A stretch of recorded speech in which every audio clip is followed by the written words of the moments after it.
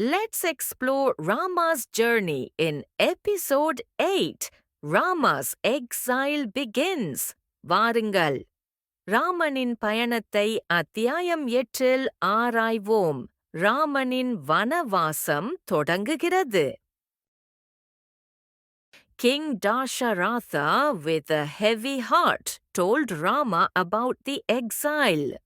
அரசன் தசரதன் கனமான மனதுடன் ராமனிடம் வனவாசத்தை அறிவித்தார்.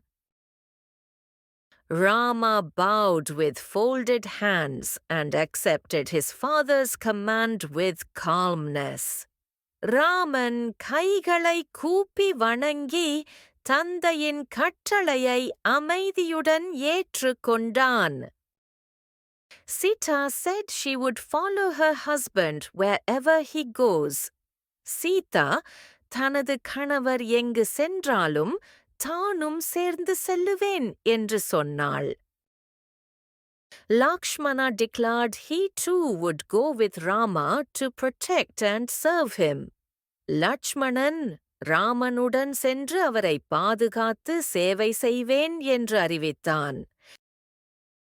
Mother Kaushalya hugged Rama, tears flowing from her eyes. தாய் கௌசல்யா ராமனை அணைத்துக் கொண்டு கண்களில் நீர் வழிந்தார். Bharata, filled with sorrow, refused to accept his mother Kaikeyi's wish.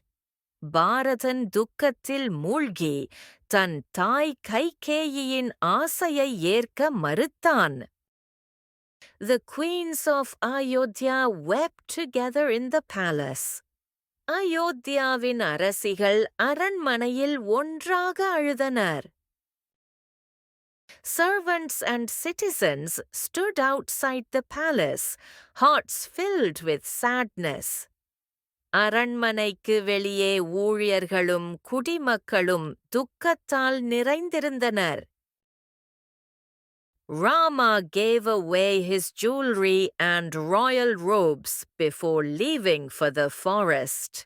Raman காற்றுக்குச் செல்லும் முன் தன் நகைகளையும் அரச உடைகளையும் தானமாக அளித்தான்.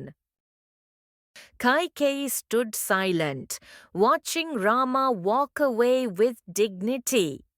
கைகேயி அமைதியாக நின்று ராமன் கண்ணியத்துடன் நடந்து செல்வதை பார்த்தாள்.